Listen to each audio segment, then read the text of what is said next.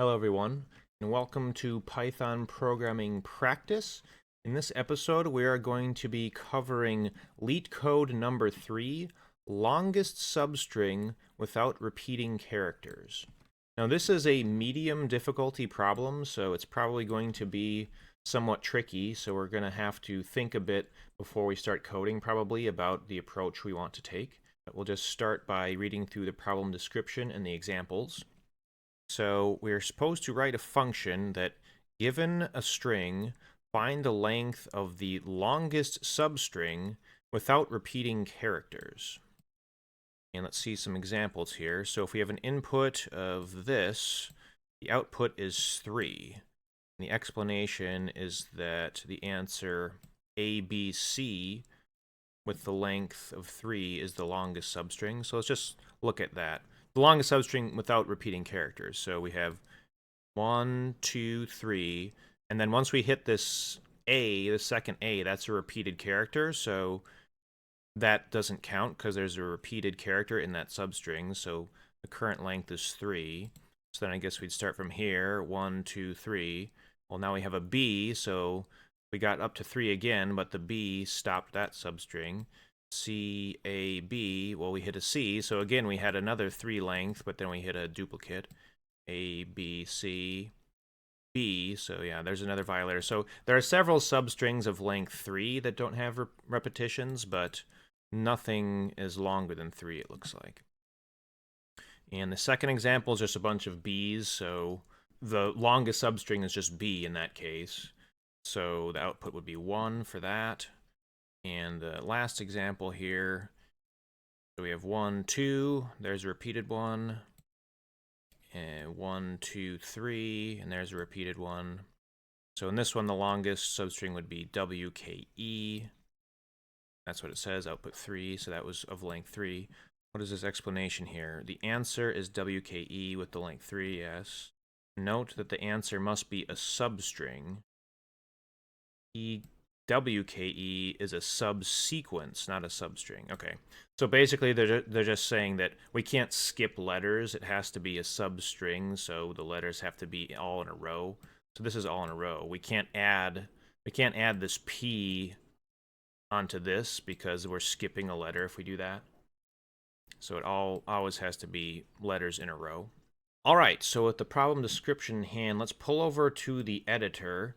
And actually, before we start coding, we're going to kind of think about our approach for a bit with some examples. So I'm going to pull up some letters here and just think about the kind of approaches we can use on this. Now, a kind of very naive or brute force solution we could make is just to check every single substring that's possible and then check to see if there are any duplicates and just keep track of what the longest one would be.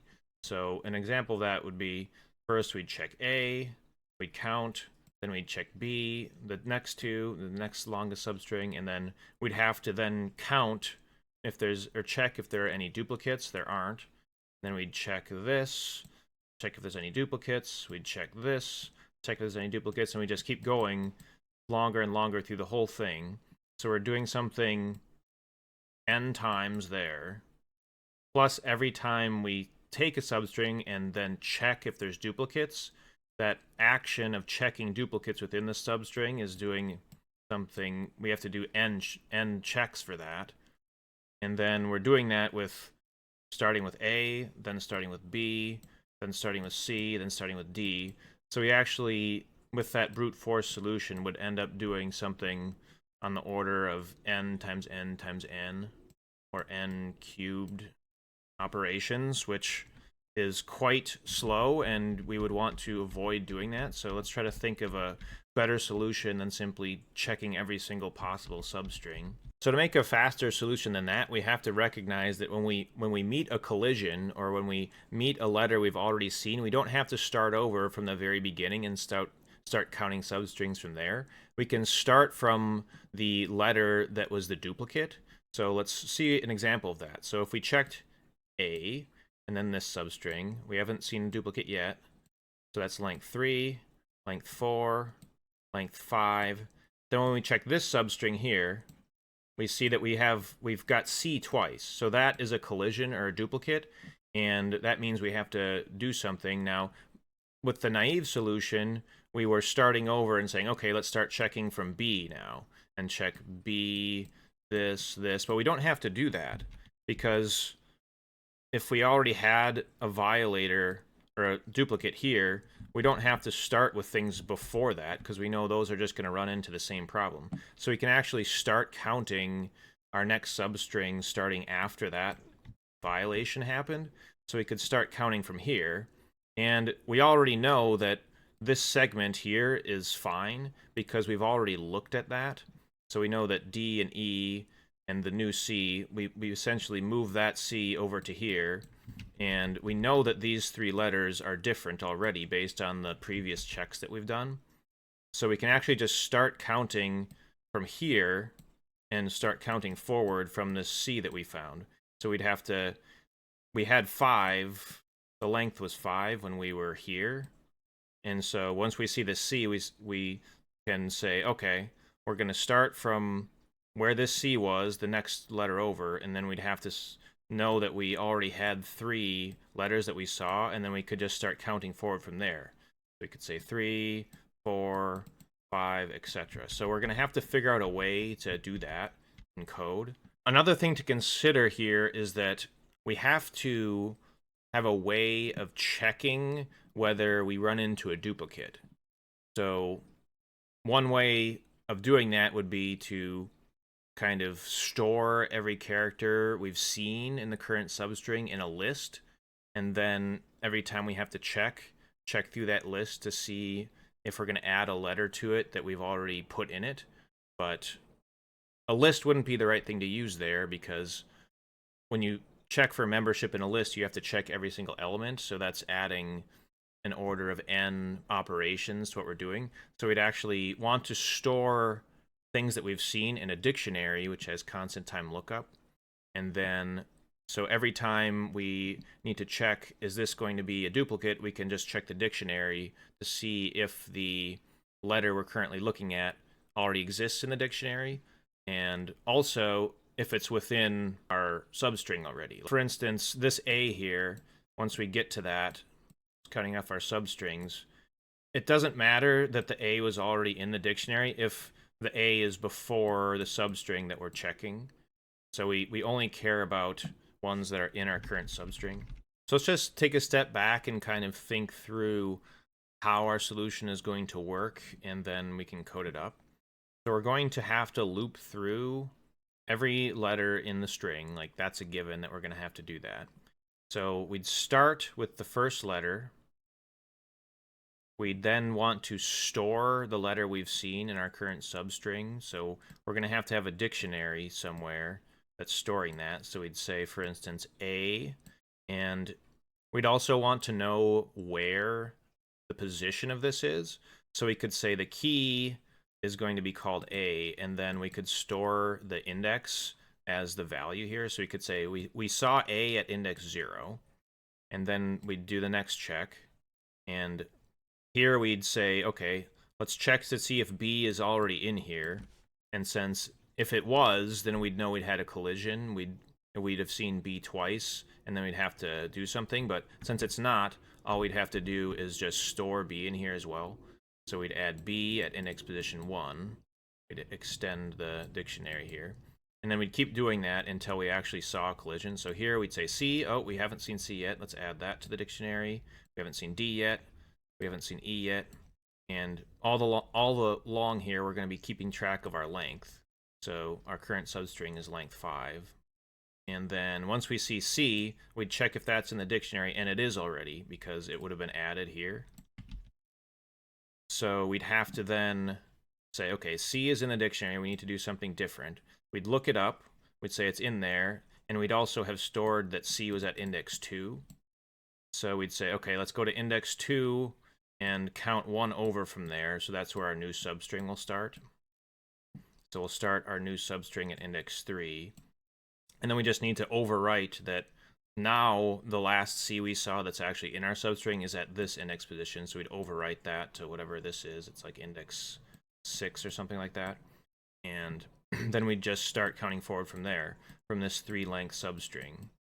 And we'd need to keep track too of what the beginning of our substring was, like the index position, so we need to keep track of this as well, so we know where we're starting from.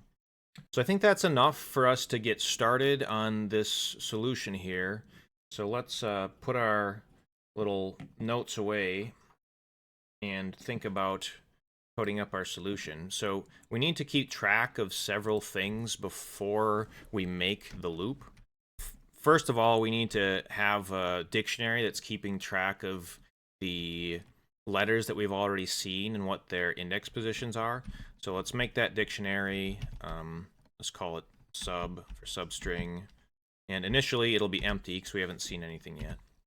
We also needed to keep track of the index where our current substring is starting from. So we'll say current sub start. We'll start at index 0, but that's something that will move up every time we run into a situation where we have a duplicate. And then we just need to keep track of the current length of our substring and the longest one we've seen so far. So our current length is going to start at 0. The longest will also start at 0.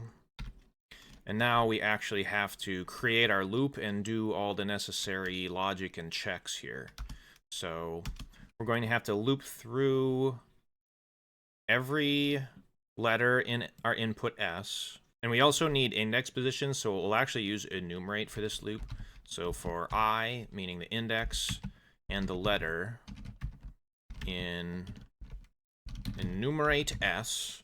So that's looping through the string we're given and taking both the index and the letter for each letter in that string. So now we have to check whether the letter we're looking at was already put in our dictionary, because that means we've seen it before. And not only do we have to know if we've seen it before, but we have to have seen it before at an index position that is within our current substring. We don't care about things we've seen that exist before the current substring we're looking at. So we'll have to make both of those logical checks.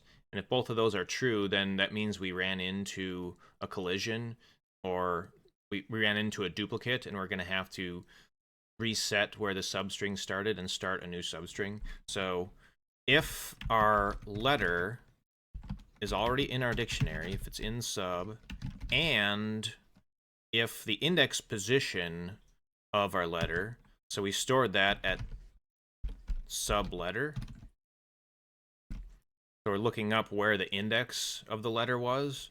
We're going to store the indices in the dictionary.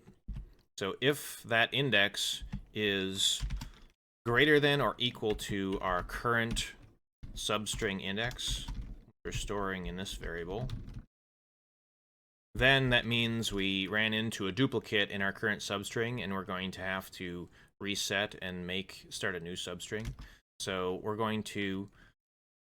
we essentially then need to set the start of our new substring 1 after the letter that was the duplicate. So our current sub start will need to be reset to this, the index position of the letter that was the duplicate. We need to set it to that +1, because let's pull back to our example here. So when we saw this duplicate, when there's 2 C's, we then have to say, okay, this is where we saw the first C, let's start our next substring 1 after that. So we would have stored that this was at index position 2. We need to say our next substring is now starting here at D, which is index position 3. So now we have to also update the current length of our substring. Since we ran into a duplicate and we're starting the substring over from one index position after where the duplicate was found, we have to also update the length. So let's go back to our example real quick and show what that means. So here we had a substring of length 5, and then we checked the next one and it was length 6, but there was a duplicate, so that doesn't count. and we wanted to start the next substring from here. So what is the current length of this new substring after we add the C? Well, it's the index position we're at here minus this part that we cut off, or the length of that. And we already know what this index position is. It's 2.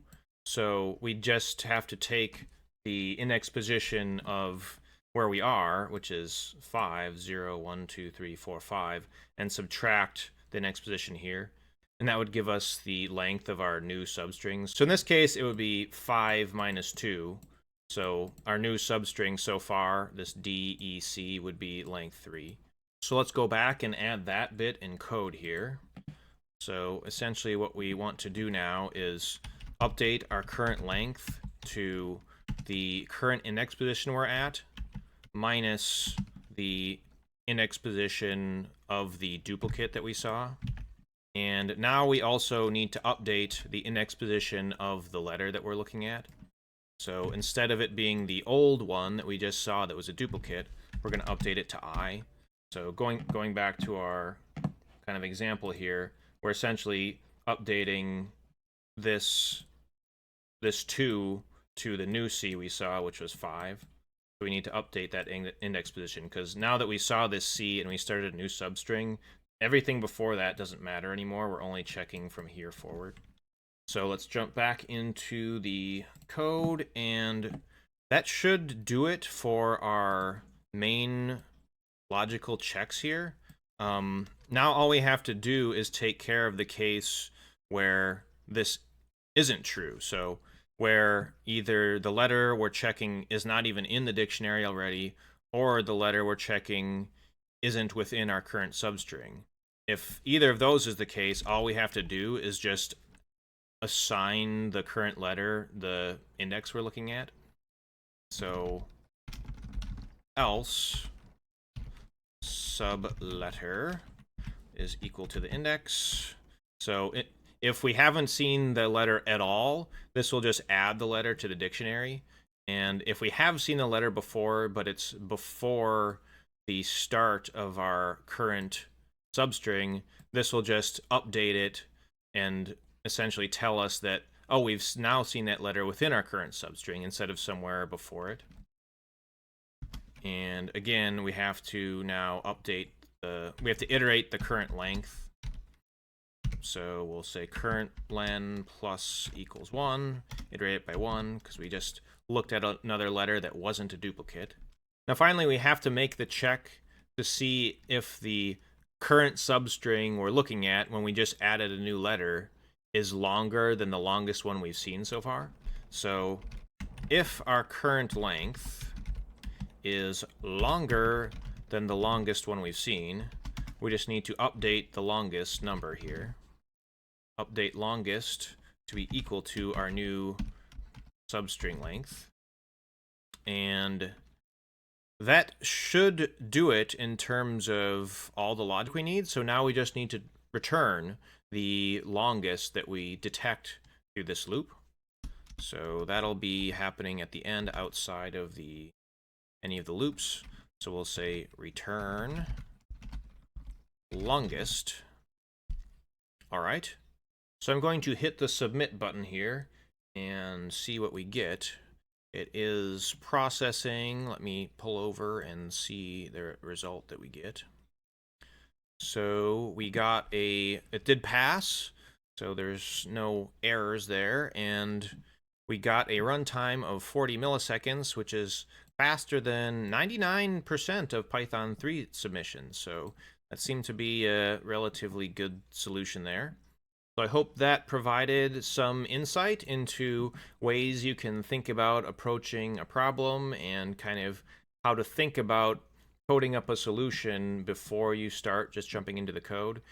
With easier problems, you can often kind of just start coding right away and work your way into a solution. But with something a little more complicated like this, where there are various solutions of different running times, it can be useful to do that exercise and think about your solution ahead of time so that you come up with something that will run in a decent runtime instead of doing, say, the more naive brute force solution, because I suspect if we tried to do that n squared brute force solution, the runtime would be way too long and it wouldn't have been accepted. We probably would have gotten some kind of time exceeded penalty or timeout for that. So it's often good to think about what kind of runtime you're going to be looking at before coding up a solution to something that is harder than a difficulty of easy. So thanks for watching and keep coding.